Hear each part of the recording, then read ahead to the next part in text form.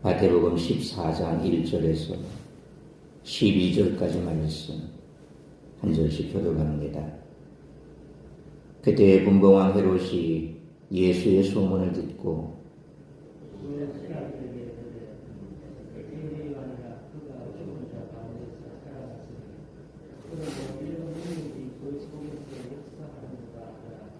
전에 헤롯이 그 동생 빌립의 아내 헤로디아의 일로 요한을 잡아 결박하여 옥에 가두었으니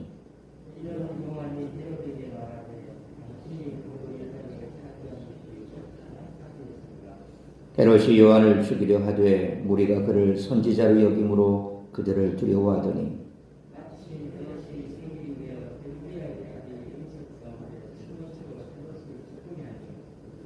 헤롯이 맹세로 그에게 무엇이든지 달라는 대로 주겠다고 약속하거늘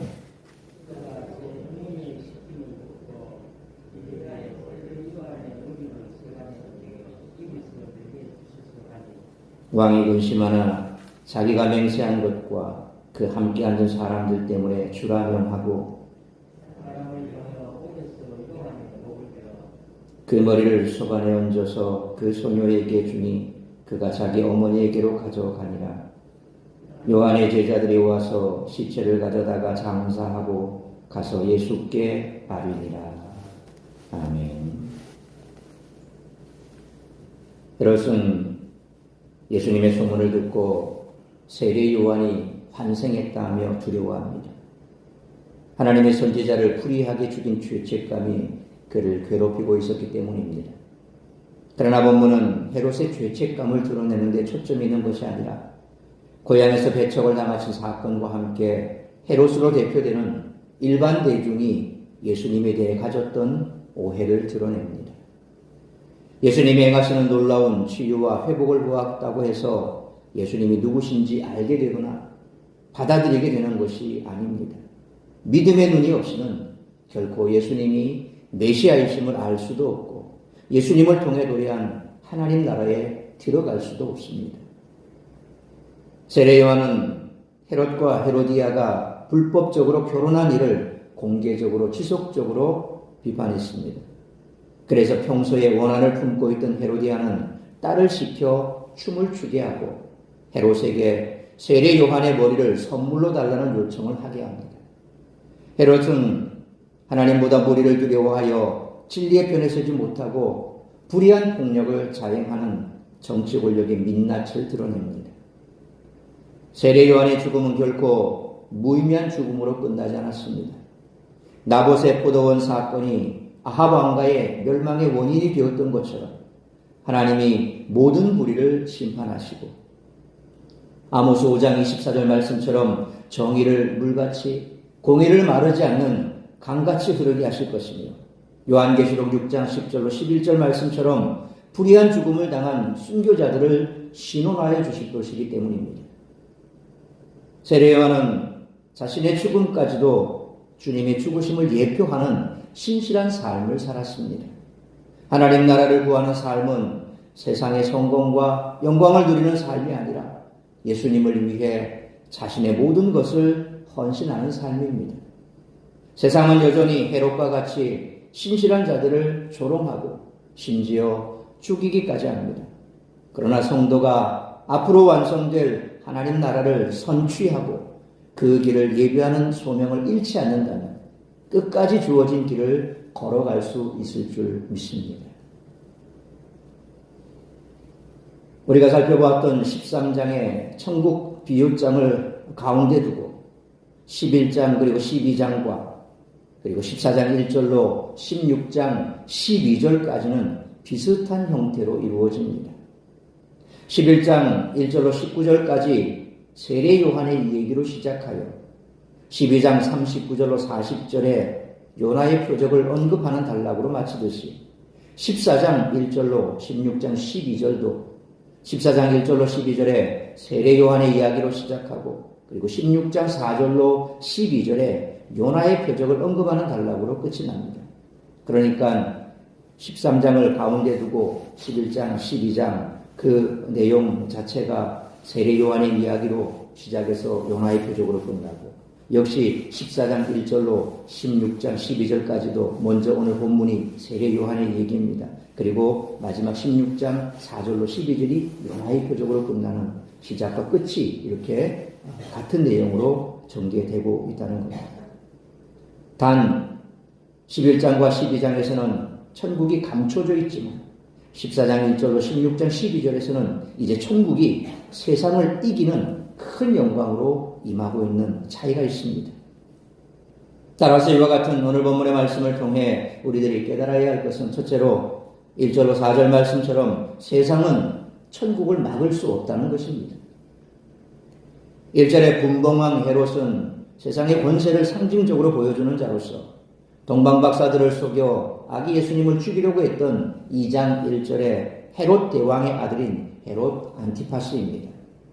헤롯 대왕은 2장 19절 말씀처럼 요셉과 마리아가 아기 예수님을 데리고 애국으로 피신했던 시기에 죽었고 그의 세 아들 아켈라오, 안티파스, 빌립이 영토를 나누어 통치하게 되었기에 그들을 왕이 아닌 분봉왕이라 부릅니다. 분봉왕 헤롯은 2절 말씀처럼 예수님에 대한 소문을 듣고는 자기가 죽인 세례 요한이 살아났다라고 말했습니다. 그가 얼마나 세례 요한을 두려워했고 예수님의 존재를 두려워했는지를 알 수 있습니다. 헤로디아는 아켈라오, 안티파스, 빌립 이 세 분봉왕의 조카입니다. 마태는 3절 말씀처럼 세례 요한이 옥에 갇힌 것은 빌립의 아내 헤로디아의 일 때문이다 그렇게 설명합니다. 헤로디아는 마리암네 2세의 아들인 헤롯 빌립과 첫 번째 결혼을 했습니다. 그러나 이혼을 하고 다시 헤롯 안티파스와 재혼한 것입니다. 이처럼 어이없게도 그녀는 자기 삼촌이었던 빌립과 결혼하여 딸 살로메를 낳았고 이혼한 후 또 다른 삼촌인 안티파스와 다시 결혼한 것입니다. 세례 요한은 4절 말씀처럼 헤롯과 헤로디아가 불법적으로 결혼한 일에 공개적으로 비판했습니다. 이 결혼이 누구든지 그의 형제의 아내를 데리고 살면 더러운 일이라 그가 그의 형제의 하체를 범한 일이라 라는 레위기 20장 21절 그리고 레위기 18장 16절의 율법을 어기는 것이었기 때문입니다.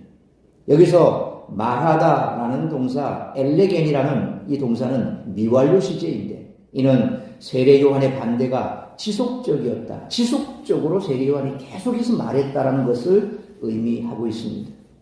유대 역사가 요세푸스는 헤롯이 세례 요한의 큰 영향력으로 인해 반란이 일어날 것을 두려워하여 사해 동쪽에 있는 마케루스 요새에 가뒀다라고 기록합니다. 한 지역을 통치하는 자들이 이런 인간 이하의 부끄러운 일을 벌였음에도 불구하고 선지자 세례 요한이 이 일을 비판하자 잡아 가두고 결국 죽이기까지 했습니다. 가끔 우리가 사는 세상에도 이런 뻔뻔스러운 자들이 강한 힘을 가진 것처럼 느껴질 때가 있습니다. 하지만 우리가 세상에 복음을 전하며 하나님 나라를 전파하면 세상의 악인들은 하나님의 능력 앞에 두려워할 수밖에 없습니다. 그러므로 세상은 천국을 막을 수 없기에 세례 요한처럼 세상을 두려워하는 것이 아니라 하나님의 말씀 앞에서 두려워 떨며 담대하게 세상을 향해 복음을 외칠 수 있는 우리 모두가 되시기를 축원합니다. 두 번째로 5절로 12절 말씀처럼 악한 세상의 화려함 뒤에 숨어있는 죽음의 냄새를 맡을 수 있어야 한다는 것입니다. 5절 말씀처럼 헤롯은 세례 요한을 선지자로 여기는 무리들을 두려워해서 요한을 죽이지 못하고 있었습니다. 그런데 세상의 권세자들은 자기 권세를 자랑하기 위해 거대한 건축물을 짓거나 화려한 잔치를 벌이곤 하지요. 분봉왕 헤롯 역시 자기 생일에 큰 잔치를 벌였습니다. 이때 6절 말씀처럼 춤을 춘 헤로디아의 딸이 누군지 성경은 언급하고 있지 않지만 유대 역사가 요세푸스는 빌립과의 사이에서 낳은 살로메라 그렇게 알려줍니다. 그 춤을 보고 기분이 좋아진 분봉왕 헤롯은 7절 말씀처럼 자기가 무엇이든 줄 수 있는 사람인 양 호기를 부려 보이지만 실제로는 아무것도 마음대로 할 수 없는 사람입니다. 그는 세례 요한을 죽이고 싶었지만 9절로 10절 말씀처럼 사람들이 두려워 죽일 수 없었습니다. 그러나 자기 의지가 아니라 자기가 내뱉은 말에 얽매여 다른 사람들의 눈 때문에 세례 요한을 죽입니다. 유대인의 법에 따르면 재판을 하지 않고 사형에 처하는 것은 명백한 불법이었지만 헤롯은 그 순간 압박을 견디지 못하고 끔찍한 일을 명령합니다. 11절 말씀에 소녀라고 되어 있는 이 코라시오라고 하는 헬라 단어는 12세 정도의 어린 여자아이를 지칭합니다. 이처럼 어린아이를 통해 끔찍하고 폭력적인 행위가 요구되고 성취되는 모습은 헤롯의 궁전이 얼마나 타락했고 불법이 저질러지고 있었는지를 단적으로 보여줍니다. 세례 요한은 목이 베어 불의한 죽음을 맞이합니다. 목이 베이는 것은 십자가형만큼 끔찍한 죽음은 아니었지만 수치스러운 죽음이었고 큰 악행을 한 사람들이 당하는 그런 형벌이었습니다. 이러한 세례 요한의 죽음은 앞으로 예수님이 당하실 불의한 죽음을 예견합니다. 세례 요한이 죽자 12절 말씀처럼 제자들은 그의 시체를 가져옵니다. 경건한 유대인들은 시체의 매장을 대단히 중요하게 생각했습니다. 그래서 제자들은 끝까지 스승에 대한 의무를 완수하고 나서 예수님께 이 사실을 아뢰입니다. 이는 예수님과 세례 요한 사이에 밀접한 유대 관계를 보여줍니다. 물론 그 세례 요한과 예수님은 인척 관계에 있었지요. 뿐만 아니라 세례 요한은 예수님과 상당히 가까운 그런 관계였음을 보여줍니다. 아마도 세례 요한의 제자들은 그러한 관계를 이해하고 있었기 때문에 세례 요한의 죽음을 예수님께 알렸을 것입니다. 예수님의 사역은 4장 12절 말씀처럼 세례 요한이 옥에 갇히면서 시작되었기 때문에 그의 죽음 역시 중요한 의미를 갖습니다. 세례 요한은 신실하고 담대하게 예수님의 길을 예비했습니다. 세례 요한의 회개 사역이 예수님의 천국 복음을 예비했듯이 세례 요한의 죽음도 예수님의 죽음을 예견합니다. 예수님은 이후 변화산상에서 세례 요한의 죽음과 자신의 죽음을 연결시켜 17장 12절에서 엘리야가 이미 왔으되 사람들이 알지 못하고 임의로 대우하였도다. 인자도 이와 같이 그들에게 고난을 받을 것을 말씀하신 것을 우리는 알고 있습니다. 이처럼 세례 요한은 자신의 삶과 죽음을 통해 예수님의 길을 준비하는 사명을 끝까지 완수했던 것입니다. 이에 반해 헤롯은 이를 통해 하나님 나라의 원수로 확증되고 말았습니다. 세상의 눈으로 보면 헤롯은 화려한 잔치를 하고 있는 그런 사람이었고 세례 요한은 비참하게 죽은 것만 같습니다. 그러나 11장 2절로 3절 말씀처럼 세례 요한은 이미 예수님이 그리스도이심을 확인하며 자기 사명을 완수하게 되었음을 알았기 때문에 자기 죽음을 통해 하나님께 영광을 돌릴 수 있었고 천국의 사역을 온전히 예수님께 위탁할 수 있었습니다. 그러므로 악한 세상의 화려함 뒤에 숨어있는 죽음의 냄새를 맡을 수 있어야 하며 세상을 부러워하거나 그들의 화려함을 따르는 어리석은 자가 되지 않도록 항상 말씀과 기도 가운데 깨어있는 우리 모두가 되시기를 축원합니다. 사랑하는 성도 여러분, 우리는 몸은 죽여도 영혼은 능히 죽이지 못하는 세상의 권세를 두려워하거나 부러워하지 말아야 합니다. 하나님의 권위를 인정하지 않는 세상 권세는 죽음의 권세에 매인 초라하고 제한된 것일 뿐입니다. 세상의 권세자들은 사람들을 두려워하며 악행을 저지르지만 천국의 백성은 오직 하나님만을 두려워하며 거룩한 삶을 살아갑니다. 그러므로 천국에 속한 자로서 세상의 본질을 정확히 파악하고 세상을 부러워하거나 그들의 화려함을 따르는 어리석은 자가 되지 않도록 항상 말씀과 기도 가운데 깨어있어 하나님의 말씀을 담대히 전하는 자로 살아가는 우리 모두가 되시기를 주님의 이름으로 축원합니다. 기도하겠습니다. 거룩하신 아버지 하나님, 은혜와 사랑을 감사합니다. 오늘도 말씀으로 예배로 이 하루를 시작하게 하시니 감사합니다.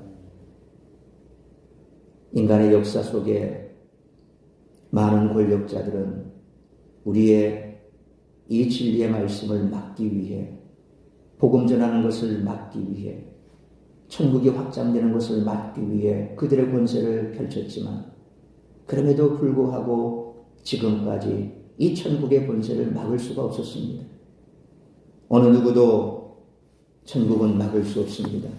하나님 나라는 계속해서 믿는 자들을 통하여 확장될 것입니다. 연약하고 부족한 우리를 통하여 천국은 확장될 것입니다.